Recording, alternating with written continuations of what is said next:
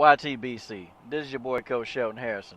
You guys can probably hear in the background I'm driving and I'm on my way to the University of South Carolina. I decided to take in a football game this evening instead of watching that Mayweather Birdo buffoonery. Okay, I decided to do that, and I'll see the fight results in the morning or something. I don't know. I care less. Okay. Um, what I want to talk about is my post-fight thoughts on Errol Spence versus Chris Van Heerden. It was a good fight. Chris Van Heerden was completely overmatched. Okay, he was. He honestly and truthfully, I know this guy was ranked, 7 by the IBF, and quite frankly, I think he worked his way to the top.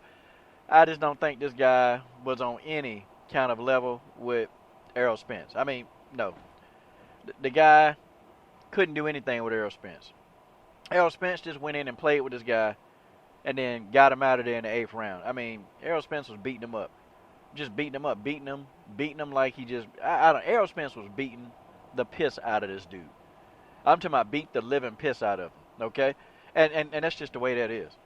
Okay, see, a lot of questions got to come up now. A lot of questions, and maybe a certain fan of a one keep time Thurman can explain this to me. Okay, but let's talk about what Errol Spence did in this fight. Errol Spence, the first round, could have got him out of there, really and truly. He was toying with him, trying to feel the guy out. And when Errol Spence recognized that this guy didn't really have a lot of power, when he realized the guy didn't have anything for him, that's when Errol Spence started trying, okay, let me box him for a couple of rounds. Let me really try to do some things I worked on in the gym. And you can actually tell that that's what he was doing. He was just filling them out, and he was doing a lot of things that he worked on in the gym. Okay, 5th round, he kind of turned up the intensity a little bit. Started catching Chris Van Heerden with a lot of good body shots. Man, and he was killing him with that left hook, man. I was like, good grief, man. And I'm sitting here wondering, does Chris Van Heerden have a defense? And I didn't really see much evidence of a good defense. Now, Errol Spence was using his legs, He was stepping out of range. He was using his jab sometimes as a rangefinder, and then he was setting them up with the big hook shots and body shots. I mean, man. Errol Spence put on a clinic. He put a boxing clinic on how to box and how to beat the hell out of somebody. Okay, that's what he did. And he beat him, man. I'm talking about Errol Spence beat this guy in every phase of the game. Van Heerden caught him with a good shot, caught him with one good shot. And then it's like Errol Spence turned into a darn beast. He turned into a Super Saiyan from Dragon Ball Z. And then he just started beating. I'm talking about, man, he just turned into an animal, man. Like, I'm telling you, gave him a beating, a savage beating, okay? And then, man, the ref stopped the fight. I mean, Chris Van Heerden wasn't even returning fire, man. Errol Spence had him on the ropes, and he was just hitting him with combination after combination after combination. I mean, man, it was bad. Gave Chris Van Heerden a swollen eye. Swole that joker up, okay? And it's just, it just beat him up real bad. Errol Spence looked like he ain't even been in a fight. Face was completely clean, like he ain't been in a fight. He really he didn't take no damage in the fight. Errol Spence could go fight another 12 rounds right now. Okay, he could. But I kind of held off on this video because I wanted to give the Keith Thurman fans time to just digest this win by Errol Spence. I wanted to give y'all some time before I come on here and make this video that's just going to ruin your day. And I'm sorry, I don't want to do that. Well, yeah, kind of. Yeah, cigar boxing. I am on here messing with people. Yes, I am. Okay, so don't give me crap for that cigar. I'm messing with people, and that's just the way that is. Okay, I'm sorry. But you Keith Thurman fans, I tried to tell y'all. I told y'all. I can guarantee you that one time was sitting at home. And can you imagine him and Dan Birmingham sitting in that living room together, watching this fight? And here go Keith Thurman talking about, Dan, I'm gonna tell you something about this boy. This boy think he want to get some at one time. I'll murk that boy. Hey, tell him. Let's him and me fight, and let's let him fight and get him and his Uncle Floyd. Just get him and his Uncle Floyd to come and we'll set up a fight with the winner. That's what we'll do. And Dan was probably like, Keith, man, did you see those body shots he was giving?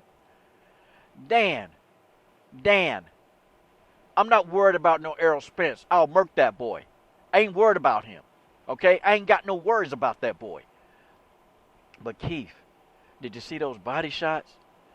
I mean, Keith, man, did you see the body shots? And Keith saw those body shots. You know Keith Thurman was sitting at home thinking, dang, this dude can hit the body. Now, can you imagine Errol Spence hitting Keith Thurman in the body like that?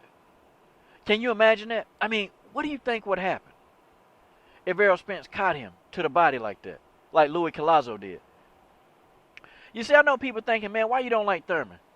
And that's far beyond it. I made a lot of videos about Keith Thurman talking about, how I want Amir Khan to fight him. And why does Amir Khan not want to fight Keith Thurman? I've made many videos talking about and praising Keith Thurman.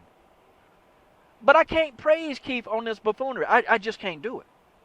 I can't ride with Keith Thurman right now. I cannot. Okay? I'm one of those people who think that he should fight Errol Spence. And people, I was saying that before Floyd even mentioned it. So don't come on here and say, oh, Floyd Mayweather told you. I mentioned that before Floyd even said anything. I've been mentioning it. But you know what? Here's the thing. It'll be a good fight.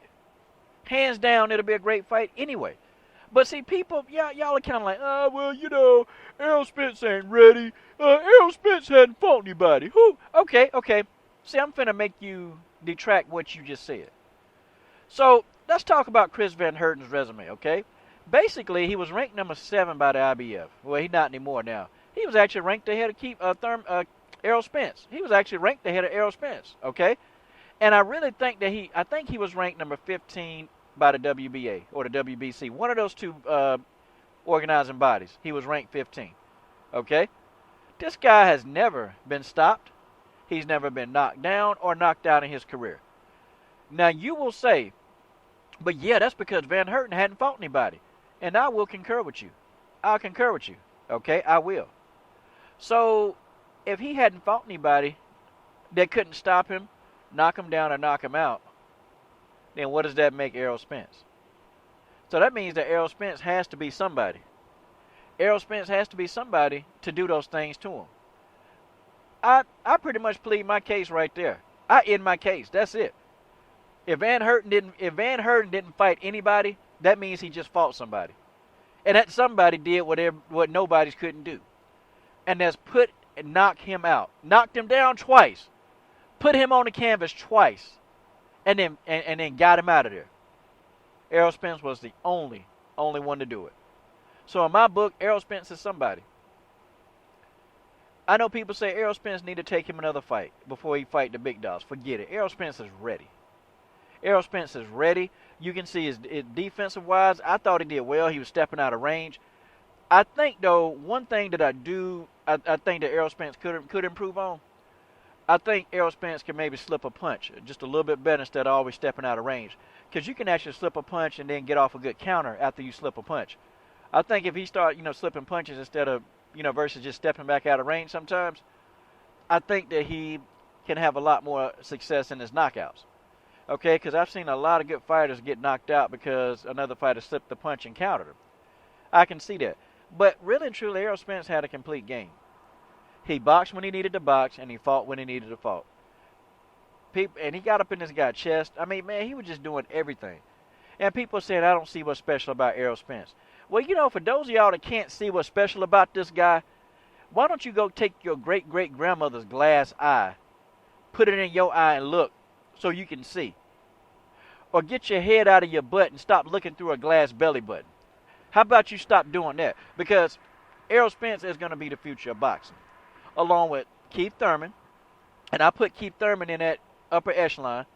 I think Keith Thurman, Saddam Ali, who's very underrated, who I think they definitely going to be the future of boxing. You got some other people out there, Lomachenko, he'll be the future of boxing. Canelo, okay? I ain't saying Triple G, because Triple G will be old when the future happens.